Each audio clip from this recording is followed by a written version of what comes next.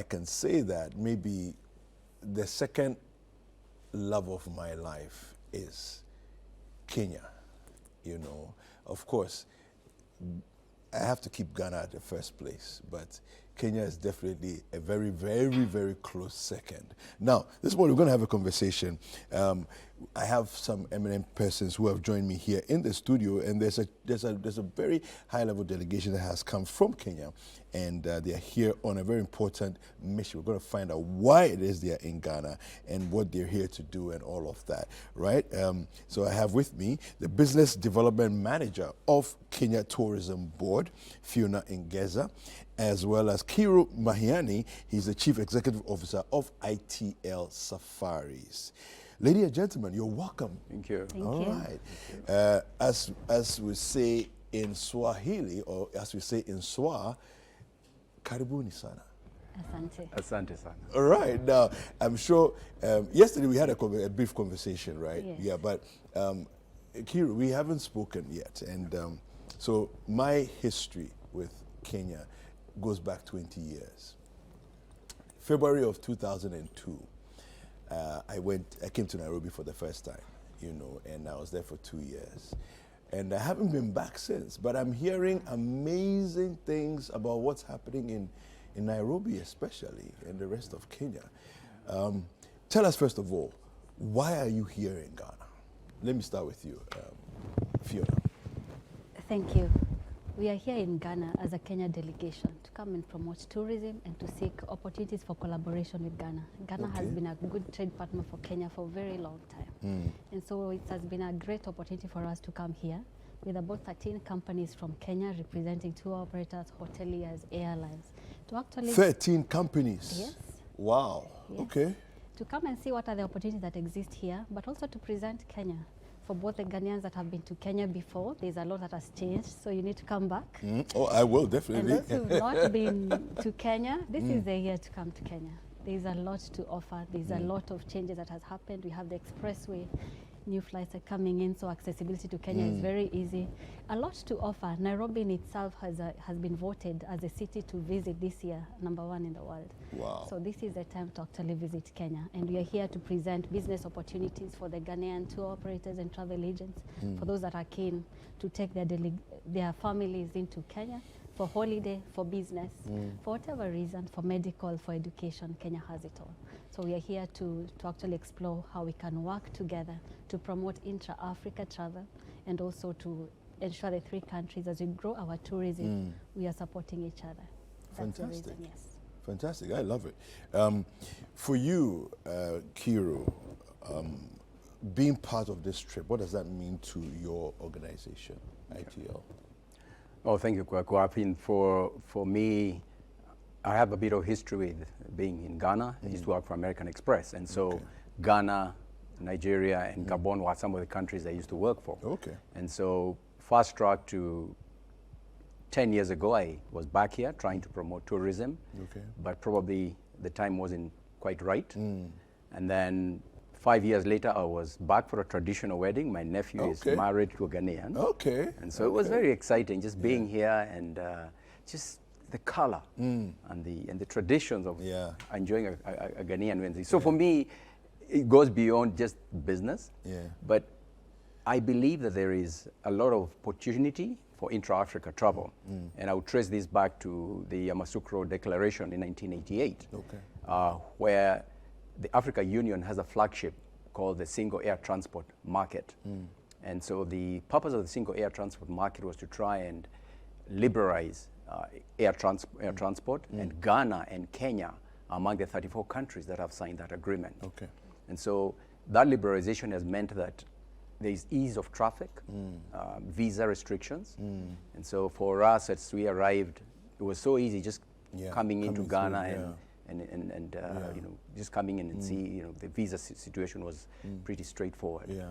So I think there's a lot that the governments are doing, and you know, so that's really, I'm excited to see the potential for collaboration with the, as my colleague has said, collaboration between the Ghanaian travel market, the tourism, and Kenya. Now, I would want you to paint a picture for me of when you say tourism in Kenya, what the offerings are. But before we do that, let's take a look at what happened last night. Just a brief, short snippet of what happened last night at the Magical Kenya networking event. Let's take a look.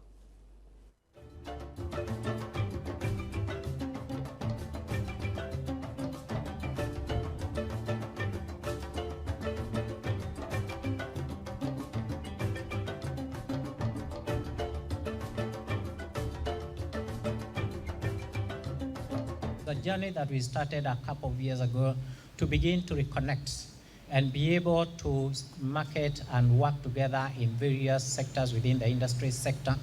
And we have brought these good industry players, the people that were here, the executive, to meet with their colleagues in Ghana to be able to work together across board within the spirit of Pan-Africanism, within the spirit of business and industry, in order to be able to provide an opportunity as well as options for Ghanaians that would like to travel within the continent, as well as Kenyans that would want to visit the western part of the African continent. But also whereby we can share skills and knowledge in terms of capacity building in many formats, and doesn't necessarily have to be in the hotel industry. It also talks about tourism, it talks about tour and travel, it talks about operators in the various sectors.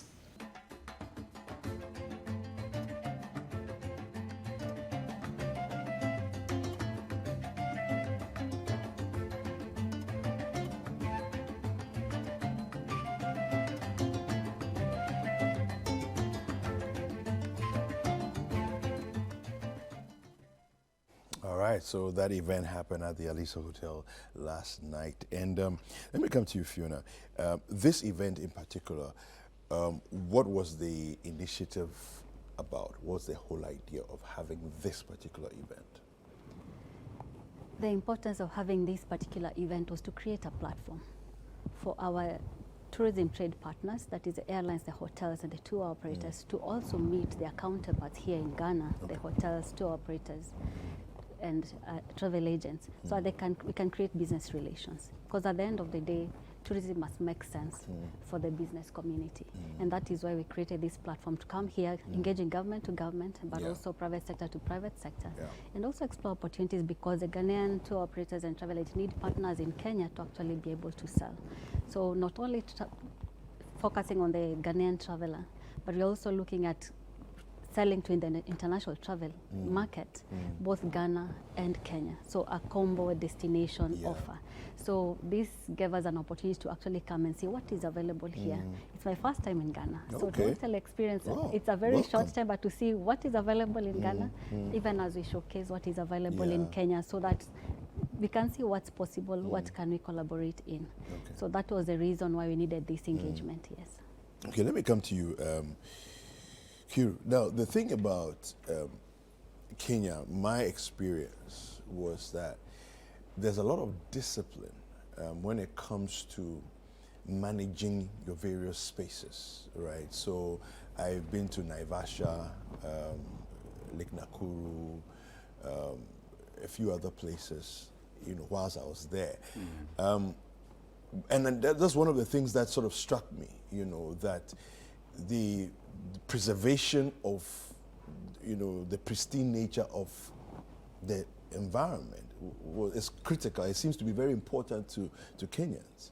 Now, let's look at the different types of tourism offerings that are available. If you could just share with us. So for the Ghanaian viewer that hasn't been to Kenya, what are some of the things they can expect to explore when they come to Kenya? Okay. Well, Kwekwe, that's a good question. And as you rightly have said, Kenya does have a very diverse offering. One of the things, or some of the offerings that Kenya has, is as a destination wedding destination. Okay. And so, you know, a year ago, we actually had a Ghanaian wedding in a place called Angama in Masai Mara. Okay. And we had this couple who came from the US, and a lot of Ghanaians actually came from Ghana and came to the Mara for the wedding. Okay. And so that was really special. We also obviously offer the safari. Kenya is known We have the Masai Mara, which is part of the 8th wonder of the world. You can come and do a balloon safari. We have a vibrant nightlife. And so that has also endeared a lot of our visitors when they come to Kenya. Yeah. But we also have another category, which is also an interesting one. It's under we call it MICE, Meeting, Incentive, Conferences and Events, or exhibitions. And so during the COVID season, it meant that there was traffic just came to a ground to a halt. And so we had to now ask ourselves, how are we going to manage this? Because there was restrictions. And so we have a sister company called PS Audiovisual. Okay. They're a tech company. It's an audiovisual company.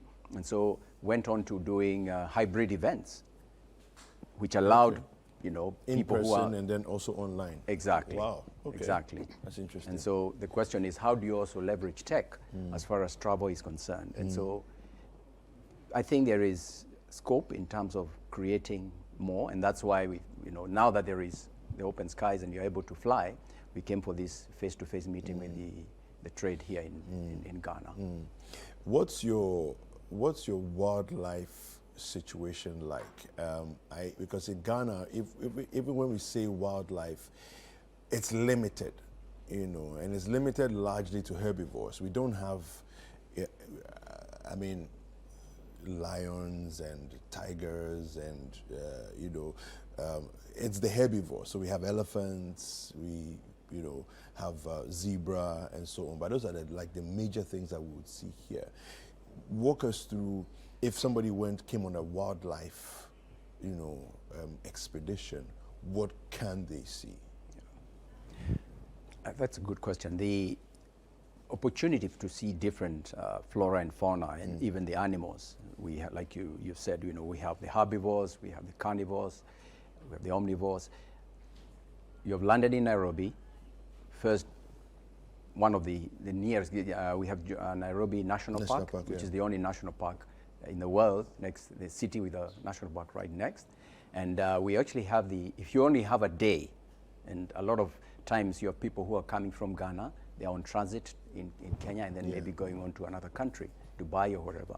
So you may have like 12 hours. So you're able to come in, go to the national park, be able to do a tour of the park. And also, Nairobi National Park does not have elephants, but we have the Daphne Sheldrake, which caters for orphaned elephants. Okay. And so we as a company, as ITL Safaris, we actually have adopted a small elephant. He's only 3 years old. His name is Rafiki. Okay. Rafiki is friend, yes. And so that gives you an opportunity for you to, despite the fact that you only have a very short time, to actually come and interact with wildlife, see how the elephants are fed before they are integrated back into nature. For those who have a bit more time, you're able to come and fly, do 1 hour. Most of the destinations are at least an hour. Okay. Whether they're to the coast, whether to Kisumu, it's basically an hour. Yeah. So we have beach in Mombasa, Diani, Lamu. Lamu is an excellent destination where it's the only destination. There are no cars. You use donkeys to get around. Oh, wow. In Lamu? In Lamu. Yeah. No, Lamu, I've heard about Lamu, and it's one of the places that, it's like a dream destination to come visit. But so we looked at the wildlife side of things. Are there other places, other sort of touristic destinations that people can come to? So we looked at the beach, we've looked at wildlife. I particularly love Lake Nakuru. But are there other places and other things to see, other offerings? I think we have adventure travel, and so and so we actually have a group that is coming next week from Nigeria. It's again part of MICE. It's an incentive group that is coming. It's a company from Nigeria, and I think they also have an office here in Ghana, and they are coming to. It's a reward and recognition for its senior managers who have performed. The company has performed well, and so they're coming. They're also doing adventure. 20 minutes out of Nairobi, we have the Kereita Forest. You can come and do zip lining. Okay. You can do quad bikes. Okay. So there is a lot more that beyond just the normal wildlife in the Mara or going to the beach. Yeah. You're right, Lake Nakuru, flamingos. So anybody who's a bird lover, you get an opportunity to come in. Yeah, the Pink Lake. That's right. Beautiful. Yeah. Let me come back to you, Fiona. So obviously you just arrived in Ghana, so you haven't yet seen much, right? But considering what we've done with our tourism so far, the focus has been heavily on historical tourism, okay, as in the sites for slave trade, slave markets, slave wells, where they bathed the slaves before they took them to the coast and put them on the ships. Then the slave castles, you know, and all of that.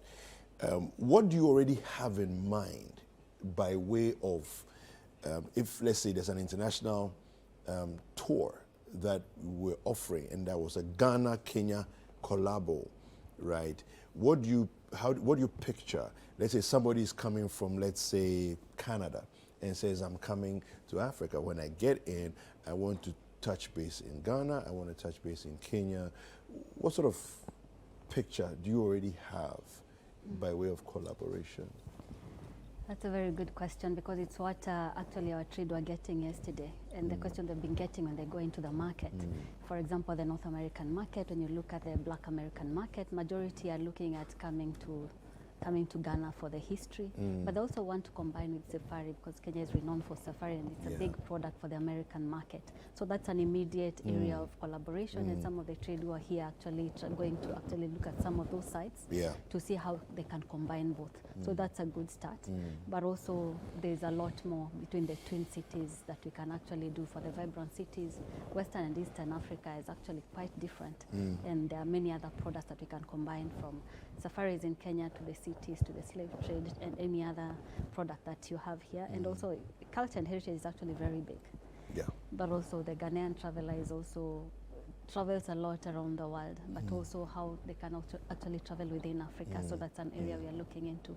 For Kenya, besides the safaris, of course, and the beach and the adventure, what he's talked about, we also have amazing culture when it comes to like the Samburu culture. They call themselves the butterfly people. We have the Ma community. We have the Kalenjins who run. We see them around the world winning marathons. So there's a lot of culture that we can get. There's a lot of urban culture, the Matatu culture. I'm sure you've heard about it, and everybody. No, I've participated in it. Exactly. Yeah. And also shopping. Shopping is big among the West Africans coming to Kenya and other destinations. Medical and education are other areas of collaboration. Next year we'll be coming with the hospitals also, who are keen to come this time but are not able to. So there is actually a lot that we can explore. When it comes to heritage, we have the heritage corridors, the UNESCO World Heritage Sites, 7 of them across Kenya. They can actually come and experience, and you can test the beach. You look at the ocean, Transatlantic Ocean and Indian Ocean, so different. So they can come and experience how what we have at the entire Kenya coast. We have 5 distinct destinations on the beach. Besides Lamu and Mombasa, we have Malindi, Watamu, and Diani for the honeymooners and family holidays. So there's quite, and those who want to experience different things between the two countries. Yes. Tell me about Kilifi. Yes. Describe it to me. Q. You have to come to experience this, Kweku. But I'd like to. No, because it's one of the places that people talk about. Yeah. You know, and I've heard Kilifi, you've got to go. Yeah. If you look at the coastline, all the way from the north to the south, one of the things that distinctively attracts a lot of visitors is the pristine white beaches, all the way down to Diani. You've got the Wasini Islands, where you can come and explore watch the dolphins. Okay. I mean, I know you in Ghana. I think you have sharks here. We have sharks in our waters. Well, those sharks eat our the dolphins. So at least you're able to, because we have the coral reef. So when you come to the beach, you're able to walk all the way during the low tide all the way to the coral beach. You're able to swim, You're able to do scuba diving. So it's a sort of a place where you can experience not only just snorkeling, but you're also able to experience, like I said, ability to just come and see the dolphins, and it's quite an exciting thing for anybody who would be interested. We also have all the way down to the south. We have skydiving. Okay. So right by the beach, you also come and do skydiving. Now, oh, that's a beautiful picture. Well, I don't know where it is in Kenya, but it's gorgeous. The thing that comes to mind, I'm just asking myself, is so far the conversations you've had with various people, what excites you or has excited you the most? Q. That's quick. I think it's just even this conversation we are having. I think it's a step in the right direction. There is a connectivity between the Kenyan people and the Ghanaian people. Being in Ghana, you don't feel strange. Okay. Like I said, I've been here before for a wedding, and there's something that my nephew must have seen among the Ghanaians. But no, seriously speaking, I think there is. You're a genuinely warm, hospitable people, and I think that sort of draws us to each other. Like I said, one of the constraints have been in terms of air connectivity. I mean, we operate a 737 as Kenya Airways, but I think in May we are going to be having the Dreamliner. Okay. So that increases capacity as far as traffic is concerned. And so I think there is great potential for people to get to know what Kenya has to offer, and even vice versa, because I think bilateral trade is not just a one way. I see. So by way of, and Fiona, I'm going to come to you shortly, but let me just ask Q this question. So by way of, let's say, I want to go for my honeymoon, right? And I'm actually thinking about it. So, and I'm thinking Kenya. If I definitely can't do, deep sea, anything along Atlantic coast. It's too dangerous. The waters are rough and all of that.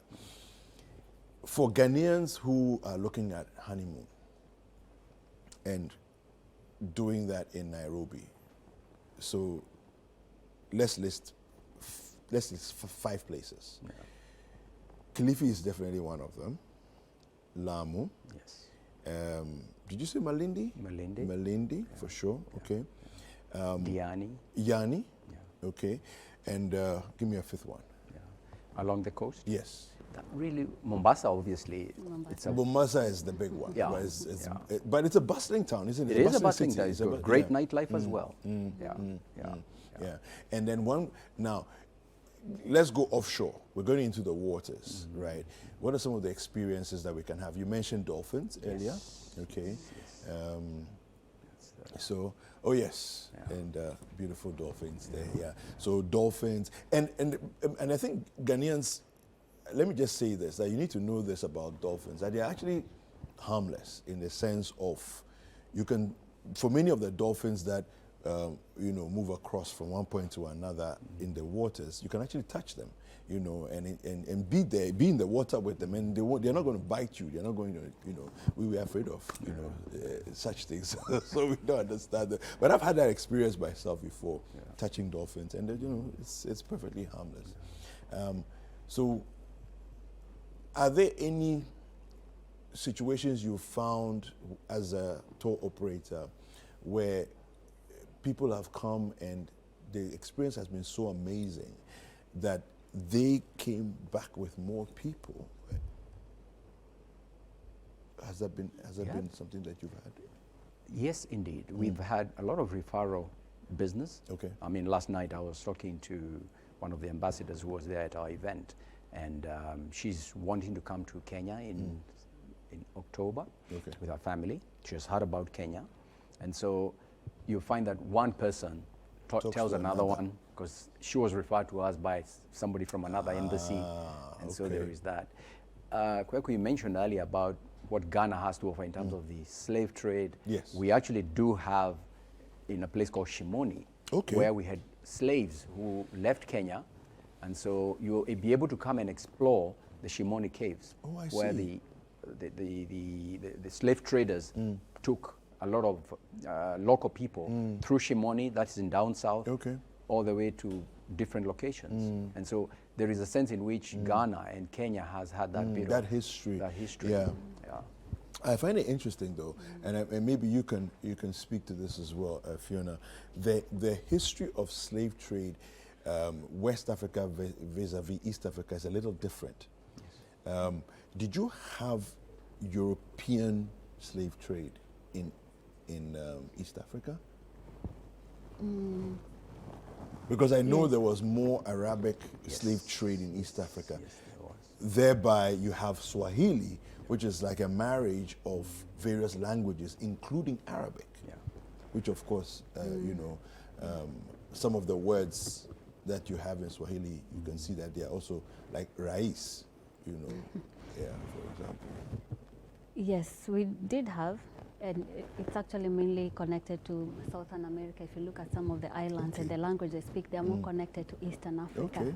But of course, after that, we had the Arabic, Arabic the Omani Arabs and others who came to colonize the Kenya coast, but mainly the Kenya coast only, and that's why you have the Swahili language. Swahili language. Yes, but it's an area, as my colleague has said, that we need also to learn from you, how to package the slave trade as a product, as part of learning and people reconnecting back to their history. Yeah. That is an area of learning that we can also pick some insights from you. Yeah. Now, if you look at Ghana, I mean, what you know so far, what you've seen so far, what do you think are some of the obvious lessons that Ghana can pick from Kenya and Kenya's successes? You want to talk about that? That's a I mean, I very can see a few things already.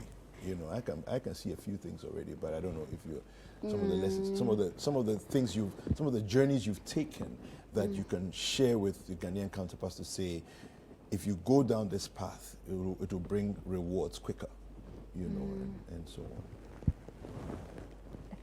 What Kenya has been leading in the region has been in the training of the human capacity in the hospitality industry. If you look at the service at the hotels, tour operators, Training. Airlines, it's That's really critical. high. And so it has been a source for many countries. So that is an area that I think together we can learn and grow and support. And then, so it goes into service industry, how professionalism in the service industry. And then, of course, there's a lot that Ghana has done looking at the year of the return and many other activations that has been done in Ghana that can also can learn and grow. And then more awareness, I think, within the African market. I've not seen an advert for Ghana, for example. Yeah, we need to do that, you know. so I think we have something, but it's on the international front, I'm not sure we've pushed it much. For Africa, no. We've not pushed for it Kenya, much. okay, I've not seen it. You've seen it, Temi? I've not seen in Kenya yet. Adverts around Ghana and what else is available. Apart from, of course, we hear the year of the return from across the world and the people we interact with. Yeah. Let me take your thoughts on this. We as a station, okay, as a media house, we took the month of March, being the month where we gained our independence on the 6th of March. And we decided to celebrate our heritage in the month of March.